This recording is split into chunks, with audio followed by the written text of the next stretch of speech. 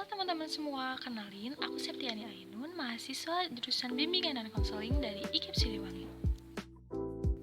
Jadi hari ini aku mau melaksanakan kegiatan KKN pada siklus pertama yang berlokasi di Kelurahan Sukawarna, Kecamatan Sukajadi.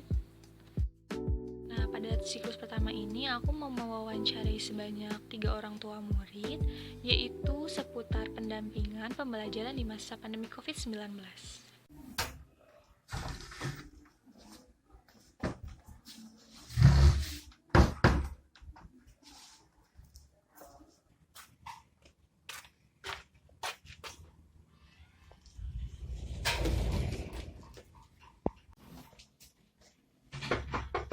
Assalamualaikum.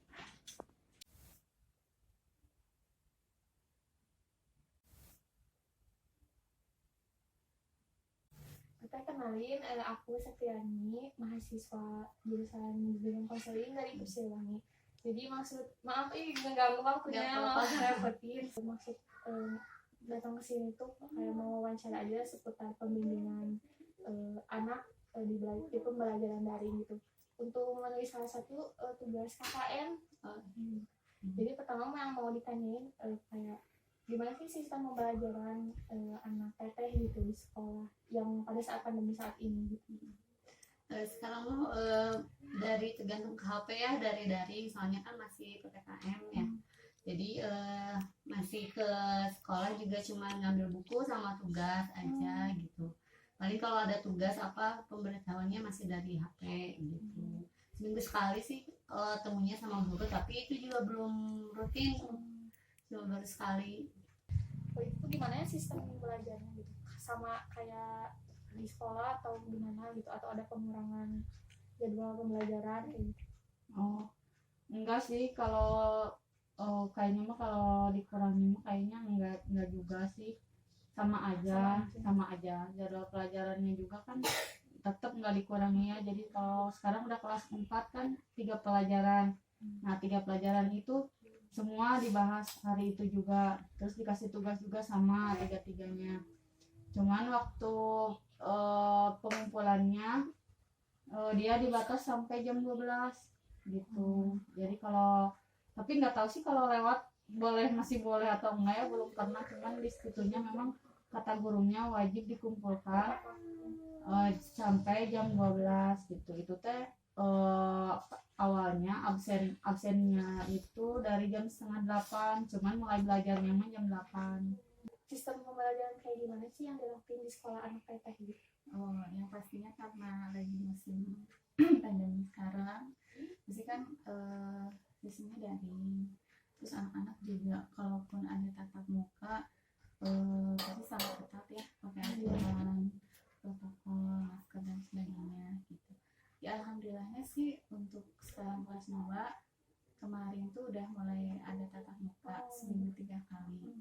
Tapi selama kelas 1 tahun kemarin itu nggak ada sama sekali. Sistemnya sih masih daring. Daring sama luring ada ya? Ya. Kalau Tapi luring itu benar-benar satu kelas semua gitu, enggak, atau dipilih? enggak, itu kalau luring kebetulan langsung dibagi 2 kelas. Jadi si anak nggak terlalu banyak, satu bangku itu 1 orang. Terus untuk pembelajarannya juga cuma 1 jam. Jadi si guru hanya menerangkan hal-hal yang besarnya saja, terus dikasih PR dan dikerjakan di rumah. Kalau boleh tahu media yang digunainnya apa? Misalnya kayak WA atau WA pakai ininya sih grup WA ya. Kalau ininya sih Zoom, Meet, Google. Sama kemarin karena mungkin satu sekolah barengan, jadi di YouTube, soalnya di ini sama Zoom nggak masuk semuanya gitu. Jadi lihat di YouTube juga sekolahnya live, kita nonton. Oh, jadi live YouTube ya? Ya. Sama kalau Zoom itu setiap saat, setiap hari atau enggak sih, kalau Zoom waktu kemarin perkenalan aja. Pas sekarang pembelajaran udah via WhatsApp, soalnya mungkin kan gurunya juga nggak megang satu kelas kan, banyak. Jadi sekarang Zoomnya paling hari Senin aja. Media apa yang digunain di apa sih pembelajaran gitu? Pakai Zoom kah atau Google Classroom? Awalnya pakai Zoom, cuman karena Zoom itu banyak kendala, jadi nggak pakai Zoom, jadi hanya via WA aja. Berarti semua kayak penjelasan materi bahan aja tuh dikirim lewat WA gitu. Iya, dikirim lewat WA dengan voice note. Terus kalau misalkan ada tambahan, misalkan ada video dari Pak gurunya gitu, Tentang materi gitu. tentang materinya divideokan. Kalau enggak ada dari YouTube juga kan, kadang-kadang. Oh, jadi suruh nonton YouTube gitu ya. Gitu, nonton YouTube. Media apa aja yang dipakai gitu di sekolah IPA? Sekolah IPA karena sekarang baru tatap muka ya, itu juga seminggu 3 kali. Medianya paling papan tulis. Kalau di rumah Itu ya lewat Zoom atau WA atau Google Classroom? kalau karena pelajarannya ini masih mudah, kelas 2 kan, kita nggak pakai Google, saya nggak pakai Google. Paling saya nerangin pakai alat kayak apalah yang kecil-kecil gitu. Berarti gurunya nggak ngasih penerangan? Nah itu justru enggak. Oh enggak. Jadi kalau di sekolah IPA itu dikasih buku tema, nanti kerjakan ya halaman segini. Oh, jadi nggak ada arahan dulu gitu? Nggak ada, justru itu. Jadi bener-bener ibunya harus. Ya itu, ya itu Iya, bingungnya itu seperti itu selama 1 tahun waktu kelas 1 seperti itu. Gimana sih bentuk pendampingan teteh ke anak teteh gitu? Apakah kan apalagi anak kelas 1 ya benar-benar full banget gitu Iya. diarahin sama teteh atau udah agak bisa ditinggal? Udah bisa sih, karena kan saya ke anak juga belum bisa, anggunnya belum bisa handphone semua, jadi kadang suka harus didampingi dari awal, sampai akhir gitu. Kan ngirim tugas juga belum bisa foto sendiri. Berarti sekaligus orang tuanya juga sekolah. Jadi yang belajar orang tua Belajar dulu dulu baru orang tua. anaknya. Gimana bentuk pendampingan teteh gitu ke Syafur selama pembelajaran? Apakah bisa ditinggal atau benar-benar harus ditemenin terus gitu? Ya sebenarnya mah bisa ditinggal, cuman kalau Sakurnya kan dia masih belum ngerti ya, kadang pertanyaannya tuh tahu dia dibaca, dia bisa baca, cuman dia kan nggak ngerti itu tuh yang ditanyakan apa, jadi Apa sih? tetap Biar gak salah paham, jadi sama teteh iya jelasin lagi. iya dijelasin Diarahin. iya Berarti gitu. benar-benar full ya Iya. didampingin. Iya harus full, kalau enggak nanti banyak yang nggak benar, Salah. ya salah-salah gitu, nanti diulangi lagi kan, mending diulangi lagi tuh anaknya mau, kalau seringnya kan nangis. Gitu. Tapi selama kelas 1 tahun kemarin itu nggak ada sama sekali.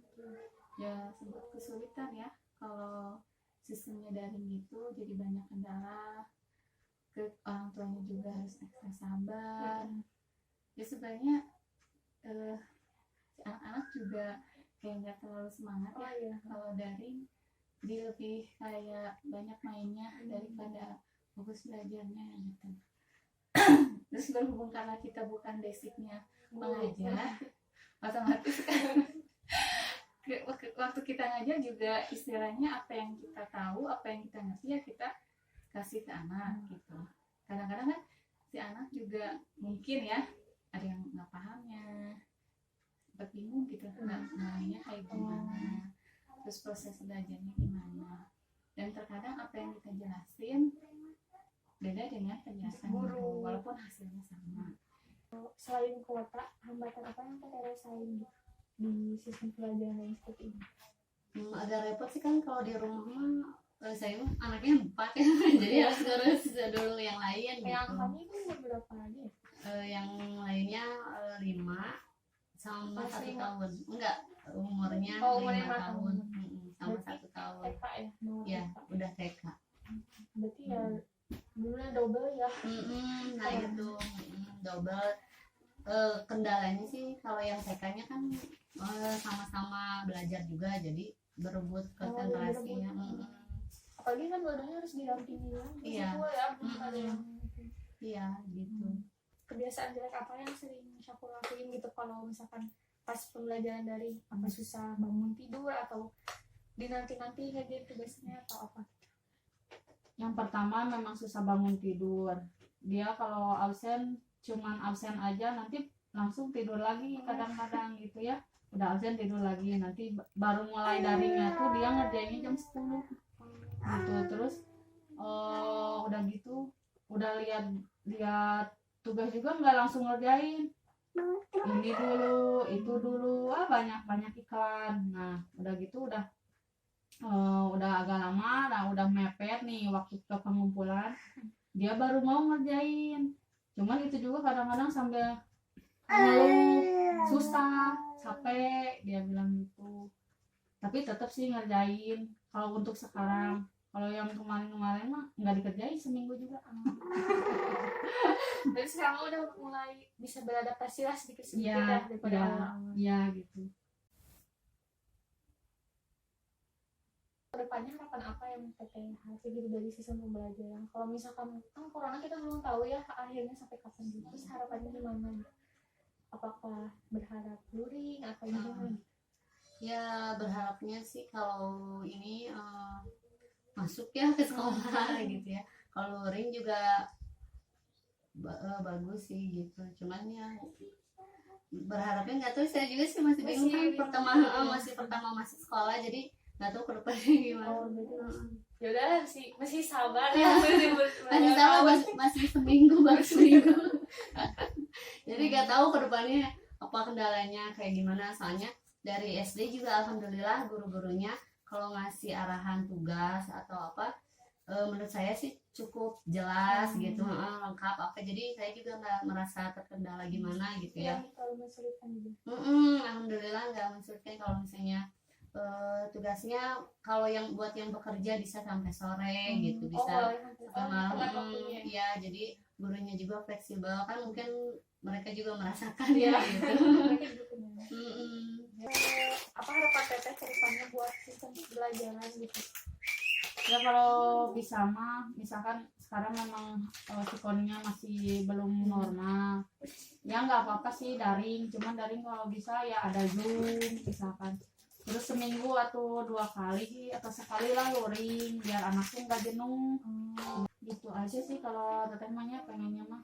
Ya minimal lah Zoom lah gitu. Jangan polos banget gitu. Walaupun Zoom banyak kendala, memang tetap banyak kendala, tapi kan setidaknya ada semangat buat anak. Situasi kelasnya ada ya. Jadi anak lebih semangat kan lihat ada kan, kayak guru kan mesti pertanyaan 10 orang 3 orang pertama kan menjawab, dia dikasih nilai, jadi kan anak semangat gitu. Jadi teteh ada harapan buat sesekali ya ada biar si anak tuh ada interaksi sama gurunya gitu. Iya. Jadi nggak orang tua aja. anak itu sih. Iya gitu. Apa sih harapan teteh ke depannya gitu? Yang jelas sih mudah-mudahan pandemi ini segera berakhir ya, karena dengan pandemi kan sebenarnya kita semua dirugikan, ataupun misalnya yang terkena kan dia jadi sakit, yang akhirnya meninggal, katakanlah yang sampai punya anak kecil sampai jadi anak yatim piatu, ya bukan hal yang kita inginkan lah pandemi seperti ini. Mudah-mudahan cepat berakhir, terus anak-anak juga bisa kembali sekolah, bisa normal lah ya, perekonomian kembali bangkit, dan terutama yang tadi nggak punya pekerjaan jadi punya pekerjaan lagi, kan mereka harus menafkahi anak istri, dan yang paling penting yaitu pendidikan, karena pendidikan ada hak setiap anak untuk belajar. Jadi rasanya kalau di negara ini memang mungkin dulu kita anggap remeh ya sekolah gitu, tapi ketika kita kena dampak seperti ini, kita benar-benar sadar wah sekolah itu punya fungsi yang sangat luar biasa, khususnya untuk anak-anak usia Apalagi ini. masih dasar ya. Ya jadi ya udah lah gitu, harapannya mah semoga ini berakhir, cepat normal kembali, bisa belajar lagi. Nah, jadi kesimpulan dari wawancara yang telah dilakukan tadi yaitu yang pertama, sistem pembelajaran dilakukan secara daring pada jenjang sekolah dasar. Yang kedua, hambatan yang sering timbul di saat pembelajaran daring yaitu ada yang berasal dari anak, seperti susah bangun untuk memulai belajar, banyak gangguan yang membuat anak sulit fokus untuk belajar, serta kejenuhan. Selain itu, ada juga hambatan yang berasal dari orang tua itu sendiri, seperti tidak tahu cara mengajarkan suatu materi, serta kesibukan orang tua yang memiliki peran ganda di rumahnya.